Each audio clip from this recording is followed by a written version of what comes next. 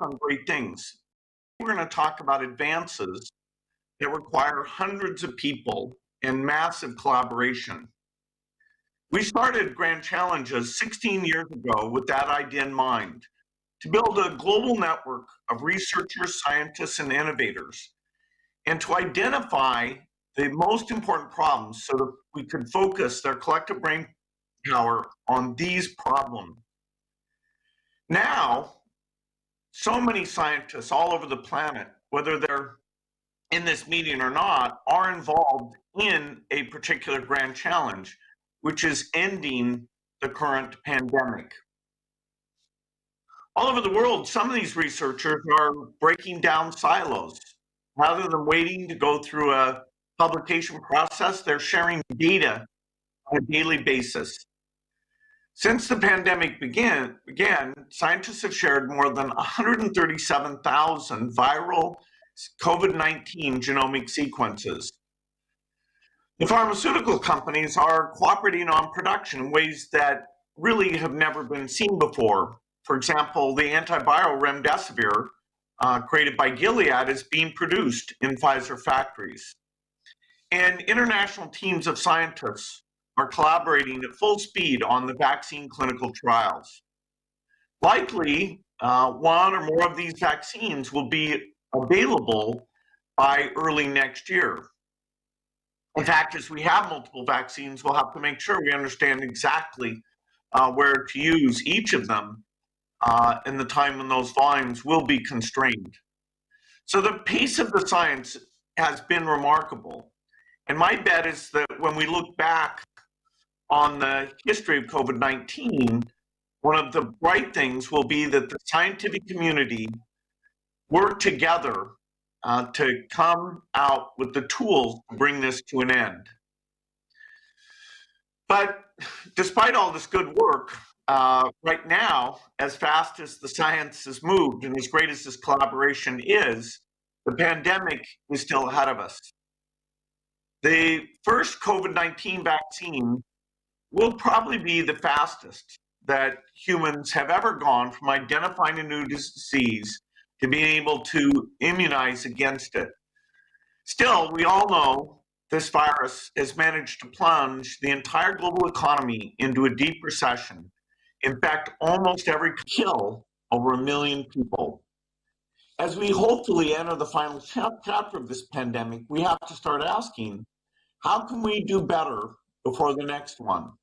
Where can we push the frontiers of science so that the next time a novel pathogen appears, it doesn't create a tragedy of historic proportions? The good news here is that COVID-19 has been an instructive adversary. It's pointing us to many areas where we need better R&D, and I want to identify 3 of those. The first is vaccine platforms that can let us develop vaccines many months faster than traditional methods. Imagine how this pandemic would have been if we'd had a COVID-19 vaccine by the summer of 2020. Since the outbreak of the virus, researchers have made huge strides in advancing some new platforms, but they still face time delays and barriers to scale and cost. First, let me take RNA vaccine. This is an area that I know many on the call, including the foundation, have seen great promise in and have been backing for many years.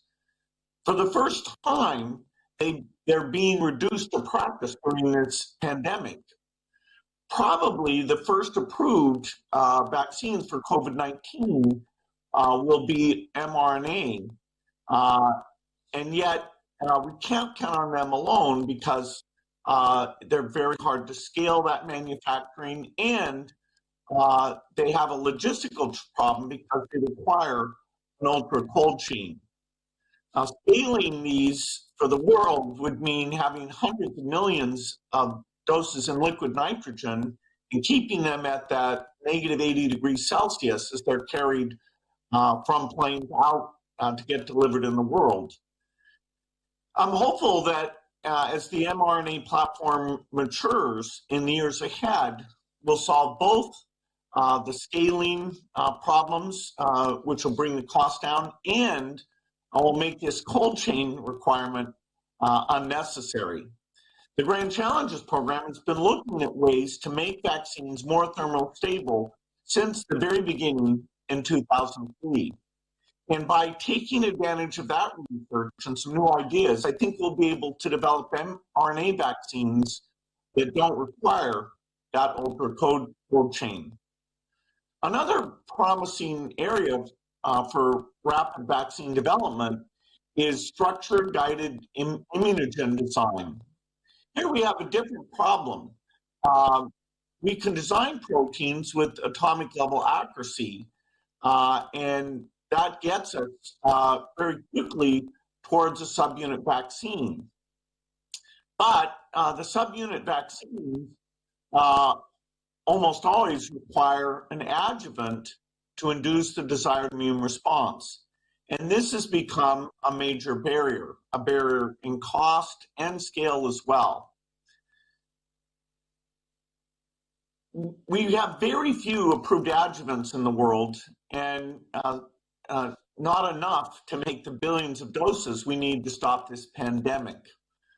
Partly that's because the ingredients in the current adjuvants are so rare.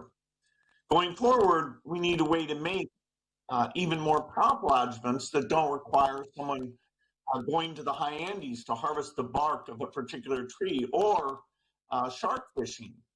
Right now we use shark oil to make the adjuvants like squalene.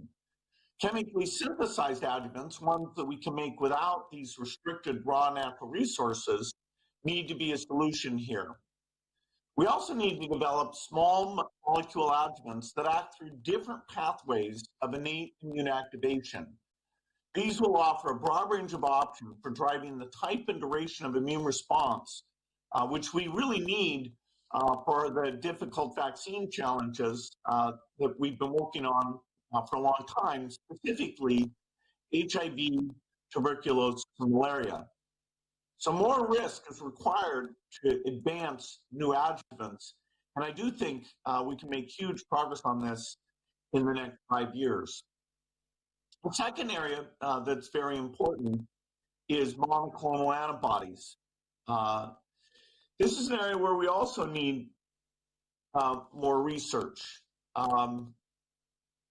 Platforms for generating, isolating, and analyzing monoclonals have come a long way, and we're seeing that during COVID-19. It's month 10 of the pandemic, and we're already getting some efficacy data in humans. And compared to the past, that's incredibly fast. Still, monoclonals also face challenges in the time delay to get to scale. As they're currently manufactured with mammalian cells, it takes many months to go from the seed to high-scale manufacturing. But it's possible that different production approaches, using perhaps fungal cells or plants, we could see a 5-fold reduction in that production lead time. And there may even be different ways to produce monoclonal that are cheaper and faster. Nucleic delivery platforms have the potential for accelerating response times even more. And this is an approach I'm personally quite excited about, because it would eliminate that step of having to make the antibody proteins and instead just use the body, given the genetic sequence, to make the antibodies itself. And so you, once you're dosed, would become the monoclonal factory. A third area that we need much better innovation in is diagnostic platforms. COVID, because of the asymptomatic transmission, has shown us that if we want to block chains of infection, we can't just look at the people who are symptomatic. In the United States, 3 out of 4 people infected with COVID-19 are never diagnosed. Usually that's because they either have mild symptoms or none at all. And so given the difficulty of getting to testing and the limited scale we have with current techniques, these people are never diagnosed, and so they don't change their behavior and reduce the spread. Even sometimes when people are tested, the results come back negative because some of the tests are not sensitive to small amount of virus. But of course, those people often, as the virus grows, they infect people. So the diagnostics are letting us down. Right now, the current business model is based on finding people with symptoms, and we need to change that. We need sensitive and specific diagnostic for asymptomatics, and we need to make it easy to access. The good news is that the technical piece, the PCR testing, is sensitive and specific. PCR finds that needle in the haystack. A lot of our challenge, though, is the logistics.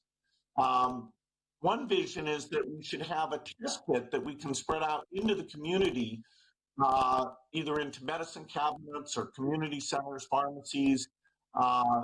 It would just be a Q-tip swab and an envelope. And anyone who was exposed could self-diagnose without having to stick it too deep into their nose, and then they'd mail off that envelope. Lots of workplaces, airports would have this, and we need to get those PCR machines then using a reel-to-reel process that can process 100 times as many samples as the current best that only do a few thousand a day. Another approach is to use a point-of-care diagnostic platform called Lemura. It's small enough and also very sensitive and can get out to primary care. Also, it's even portable, so a health worker might be able to bring it into the community itself. So diagnostics is another key area that we need to be far better next time around. I'm optimistic that given the scale of this pandemic, although we weren't ready this time, we'll learn from our mistakes and do far better in the future. I'm optimistic about this because so many of you are working at the forefront of the areas I've talked about, and that includes vaccines, diagnostics, and therapeutics. For this whole 16 years, the Grand Challenge community has joined forces to apply the best science to the world's most important problems. And I think if we continue to push science forward in the ways I've described, we'll not only solve the world's great challenges, current challenge, the pandemic, but we'll also help with other diseases, and we'll be ready for the next one.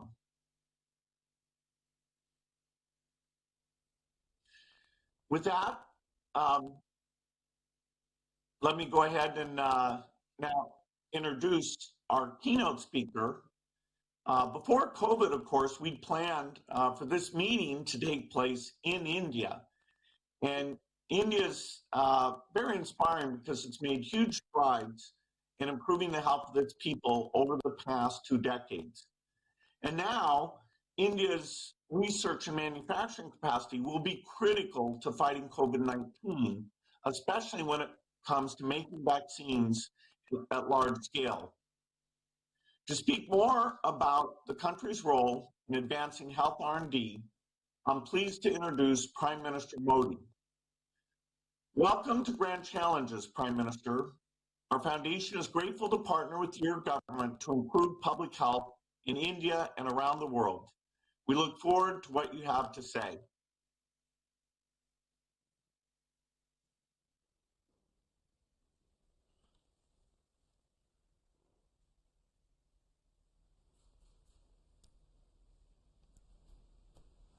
Namaste.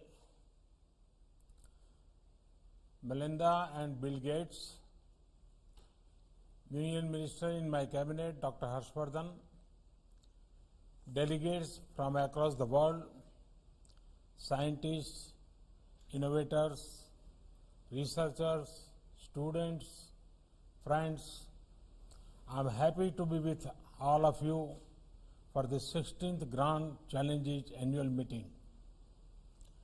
This meeting was to be held physically in India.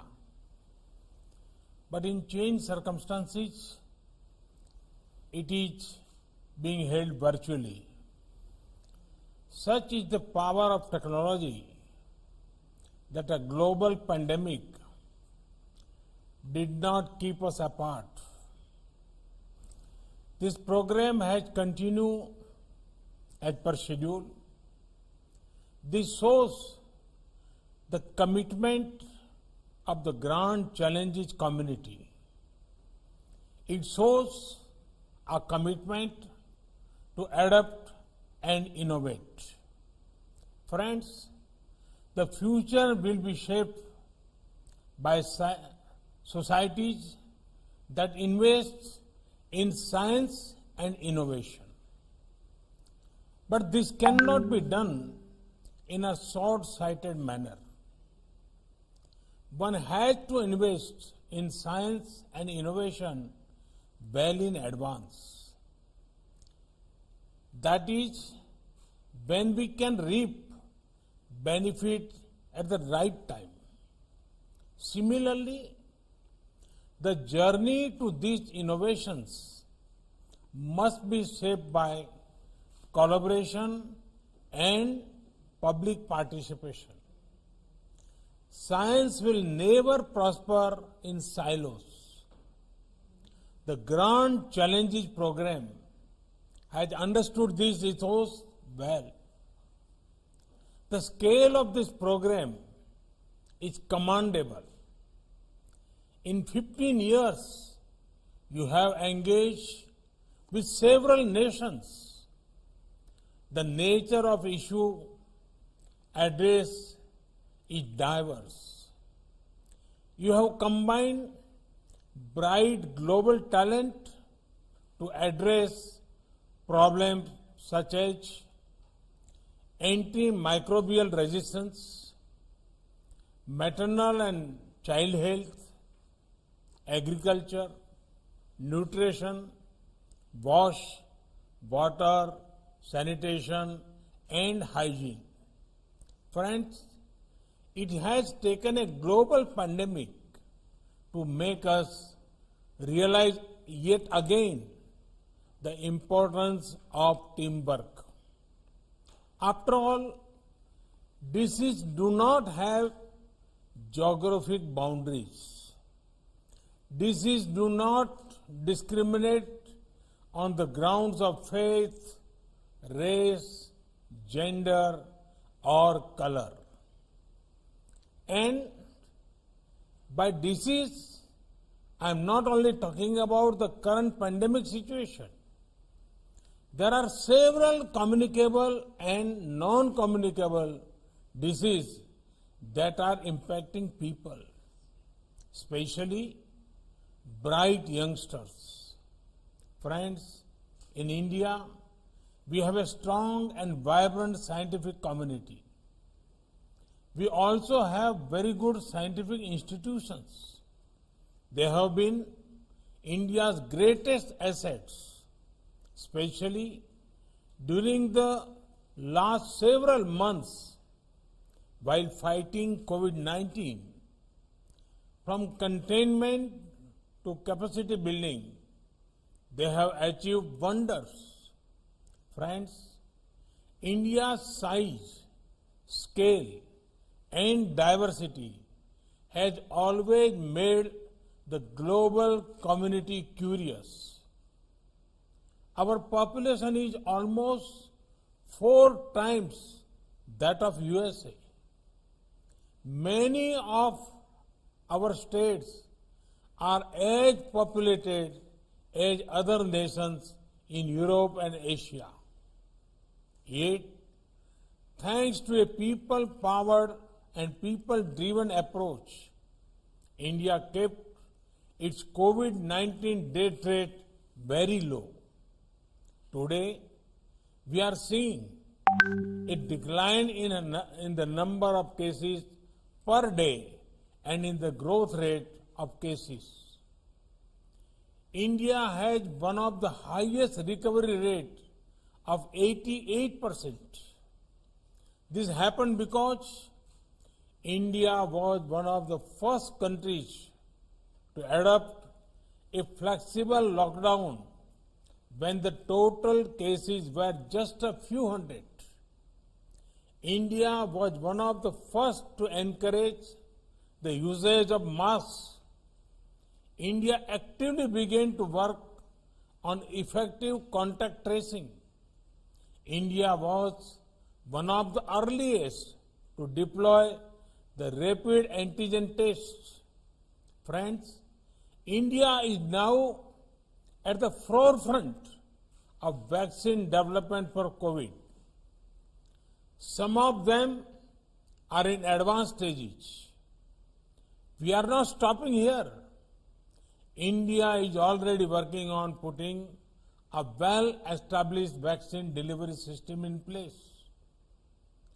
This digitized network, along with digital health ID, will be used to ensure immunization of our citizens. Friends, beyond COVID-2, India is known for its proven capacity to produce quality medicines and vaccine at low cost. More than 60% of the vaccines of global immunization are being manufactured in India. We included indigenous rotavirus vaccine in our Indradhanush immunization program.